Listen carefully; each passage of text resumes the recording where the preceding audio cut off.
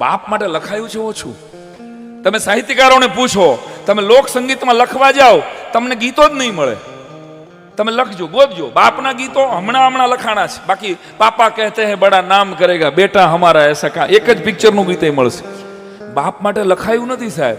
એટલે મારા પિતાશ્રી રિટાયર્ડ થતા હતા ત્યારે મેં લલિતભાઈ એના માટે એક શેર લખેલો હોય, કદાચ તમને બધાને ગળે ઉતરે તો આ એક બેઠેલા એક દીકરાને કામ એવો કે બડે ही ठंड कमरों से, बड़े ही ठंड कमरों से हुकूमत मैं चलाता हूं, बड़े ही ठंड कमरों से हुकूमत मैं चलाता हूं, मेरे पीछे एक बूढ़े बाप ने पसीना बहाया है.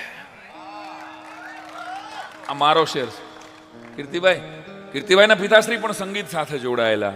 મારા પિતાશ્રી પણ 40 વર્ષથી ભજનો ગાય છે. તો કાંઈક વારસામાં અમને મળ્યું. પણ બાપ એટલે એશા દાદાવાળાનું એક નાનકડું વછાંદસ છે કીર્તિભાઈ, કે પપ્પાને સમજવામાં બહુ ઉતાવળ ન કરવી.